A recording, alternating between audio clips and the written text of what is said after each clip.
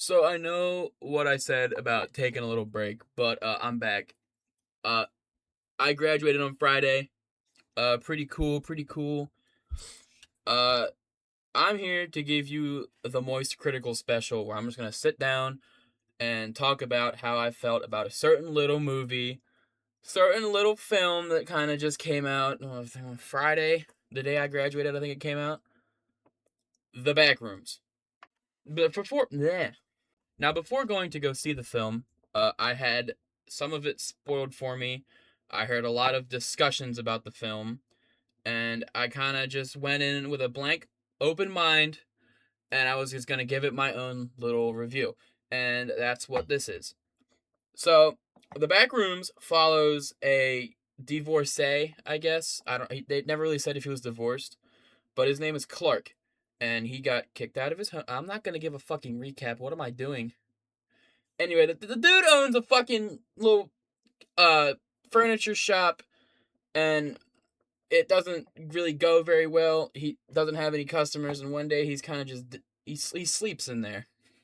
He sleeps in the fucking furniture shop, and we kind of just starts fucking around, and he kind of falls through the wall, and he finds the back rooms. Oh god! And what else happened? Uh, Hold on. Let me research 1 minute. Yes, so he falls in and he he kind of ventures in a little bit. He finds some things here and there, but nothing too bad. And then he comes back out and he goes and tells his therapist about it. And his therapist thinks he's fucking nuts. He has an alcohol problem, and the therapist kind of just blames it all on that, like it's all in his head because he's gone without a drink because he's been in the back rooms for so long. And the therapist thinks he's losing his shit. He ain't. And he gets his two little coworkers. I forget their names, but he gets them to go in with him, and shit goes sideways as you can expect from any horror movie based off a video game. And then he calls the therapist, I guess, and tells her he's not coming back. And the therapist kind of gets worried about him, so she goes in there and tries to find him. It's a whole fucking thing. Now that was just a teeny tiny little speck of an hour and 40 some minutes, I think. And now it's time for the review. I went with my girlfriend. She loved it. She thought it was awesome. She thought it was great. Well, not really awesome, great, but she thought it was cool. She liked it. I thought it was mid. I thought it was mid as fuck. Now, Robert Borkowski, or however the hell how do you say his fucking name? Shit. This gentleman right here. He played basketball. What? Any fucking way. This gentleman right here, who was also in Alien Romulus, if you haven't seen that, I definitely recommend it. He played the what do they call him? Entity or some shit? I don't remember. But he played that guy, and I thought the entity, whatever the hell, I thought it was gonna look like the thing from the game. I thought he was gonna look like this guy. Because this guy in the games, he scares the hell out of me. I remember the first time I played this game, it looked like that. I had that shit running after me. But no, that shit was spooky. So I thought, okay, they'll have him dressed up like that and they'll CGI out some shit. Nope. That's not what he looked like at all. That's not what he looked like at all. Instead, he looked like this. This looks goofy as fuck. Okay, this is just goofy. I didn't get scared one time throughout the movie. I didn't get scared one time because this was the only thing they had running around. And this is supposed to look like this. This is the main character Clark in his little pirate outfit for a commercial. Does it make sense?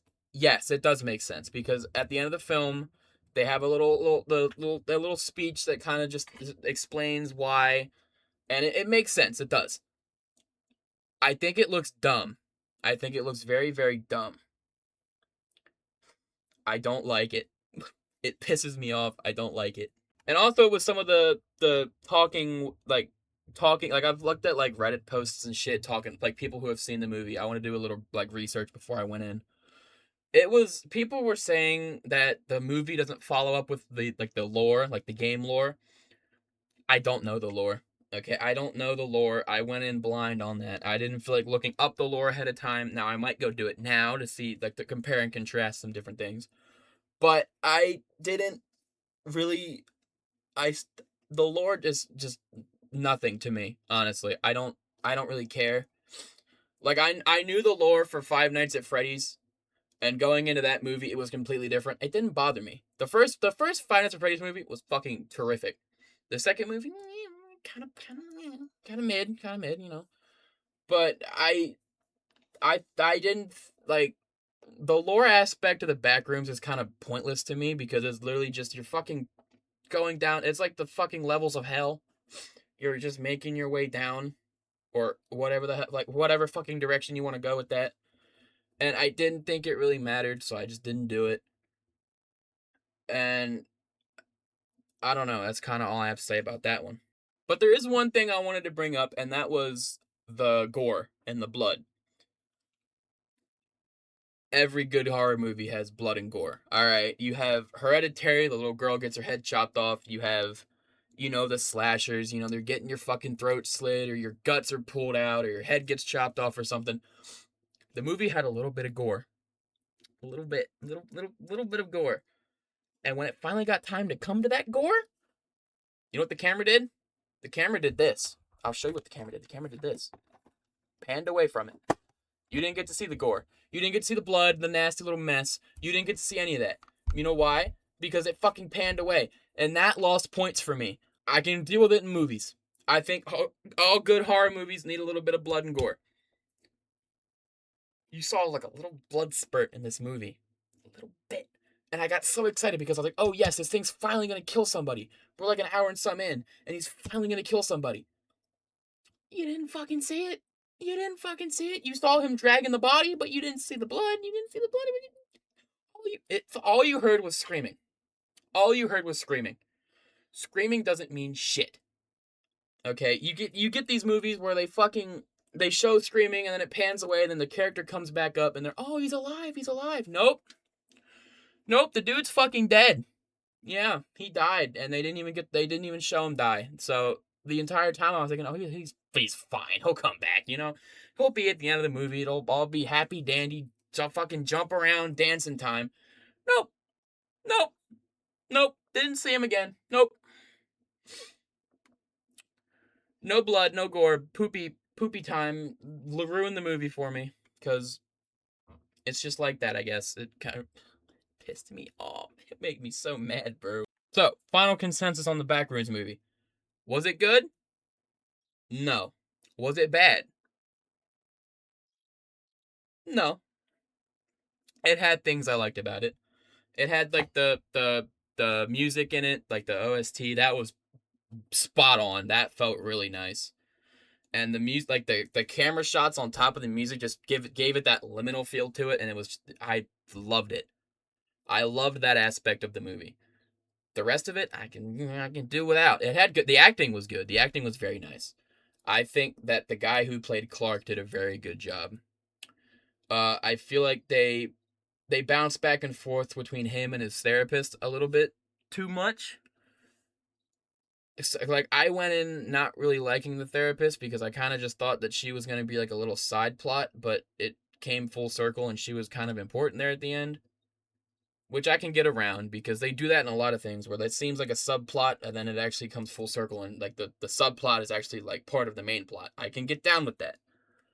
But I feel like the main character didn't have main character status. I don't think they had enough of him on screen. Now, with that being said, I lost my train of thought. Fuck.